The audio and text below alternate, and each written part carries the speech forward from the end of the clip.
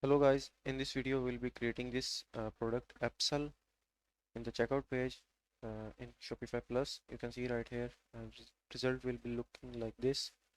We will have a product in the checkout page and a add button to add this product into the cart. First of all, we need a partners account. Then we'll have to create a development store with checkout extensibility preview enabled, and then we'll have to create an app. To create a development store with checkout extensibility preview enabled, first of all we need to go to partners account and add a store, and from here we need to create a store for test and build purpose. We have to select a latest build with checkout extension available. Once you create the store with checkout extensibility enabled, you will see this banner right here in the bottom left corner that checkout extensibility preview is enabled and this store is non-transferable. Once we have the development store enabled with checkout extensibility preview, we will need to create an app. From here in the documentation, we can see we can use npm yarn or pnpm to create an app. I'll be using pnpm for this tutorial. pnpm create Shopify app. So let's go to the folder where you want to create an app. pnpm create Shopify app. So we need to name our app Upsell, start with remix. This step can take some time. So now all the dependencies are installed. We will go to app folder, open this in VS Code and generate an extension. So let's go to the folder, open this with VS Code. So here we have all this directory structure. So let's make an initial commit and generate an extension. pnpm generate extension. We will start this as a new app and name this app. We will select checkout UI extension and name it Upsell extension. I'll be using JavaScript and React. This step can also take some time. So all the dependencies for the extension are installed. Here we can see in the extensions folder, we have this folder for our extension, Upsell extension. This is the file where we will be coding, and this file is for the configuration where we can set up that whether this extension has the access to Shopify storefront API. This extension can make some network calls or it can use some meta fields. We can also define settings for this extension right from this file. So we have our extension ready. Now let's run the dev environment, npm dev. You can see this command from packages and right here. Under the hood, it will use Shopify app dev to run the dev environment. Now we have to select the first option. It will automatically update all the URLs in the partners account. Our dev environment is ready. So now we have to open the developer console. We can follow this link or press P. I will be pressing P, and here we have the developer console. First of all, we need to install our app.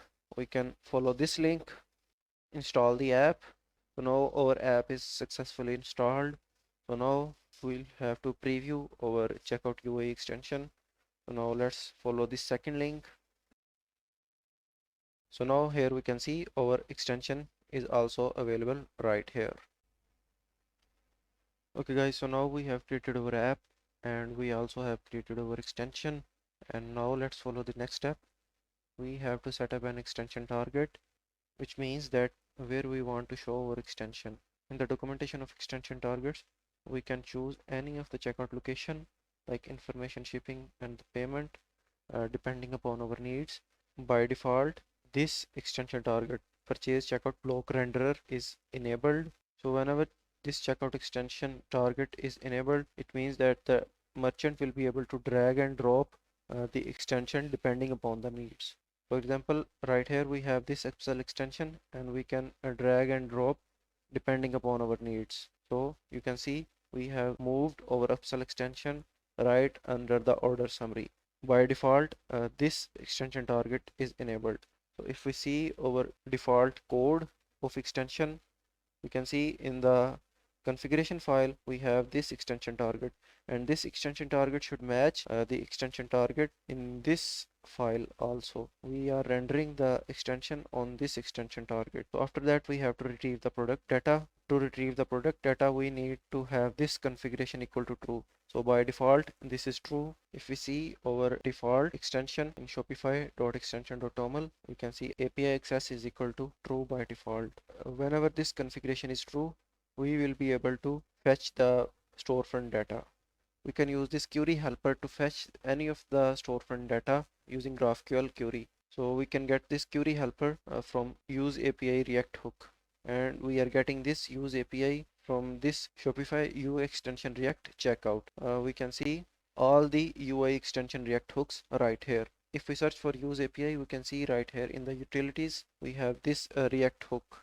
And now let's see how we can fetch cart data. To fetch the cart data, we also have a React hook, use cart lines. We can also see this React hook in the documentation. In the cart, we can see use cart lines, and it returns the current line items for the checkout and automatically re-renders your component if any of the cart item is changed. We'll be using use cart lines to get the line items, and then we'll have to filter out all the products that we want to offer. If any of the product variant is available in the cart, we will be filtering that out using this function. In the next step, we have to create an add to cart functionality. We can use a React hook to add to cart. So in the documentation, if we see use apply cart changes, it returns a function to mutate the line item properties of the checkout. We are using this React hook use apply cart line changes, and in the function handle add to cart, we are only passing the variant ID, and this hook returns a function that can be used to mutate the line items, and we are using this function right here, and we are passing only the variant ID to handle add to cart function. We are defining a type that we want to add a line item and passing the variant ID and the quantity, and after that we'll have to create a product offer. In this component we are passing the product and I18N for the translations, and this adding show that the product is being added to the cart. This function will be used to add to cart, and this to show the errors. We are using the specific UI components to create this offer. So in the documentation we can see this, the checkout extensions are limited to the specific UI components.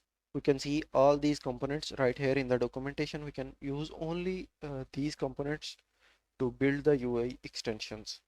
So after that we have to create loading state, and for this we are using this UI component skeleton image and the skeleton text. So whenever we are adding to cart or the component is still loading, this component will show the loading state, and in the next step we have to build a component to handle the error. This component will be used to handle the errors, and after that we have to preview the extension using npm run dev. Let's copy this example code and paste it right here, and let's save and go to our checkout and refresh the page, and here we can see our product upsell offer. And if we add to the cart, okay, we can see this product is now updated because the previous product is already available in the cart. So now we are able to see the next product in the queue. So let's add this, and this product is added to the cart. So now we are able to see the next product. So let's add this to the cart. Product is added to the cart, and now we are able to see the next product in the queue. So this is the basic introduction that how we can create an upsell offer in our checkout using checkout UI extension, and we can modify this according to our needs. I hope this helped a little bit. If you like this video, please thumbs up. I'll see you in the next video. Bye bye.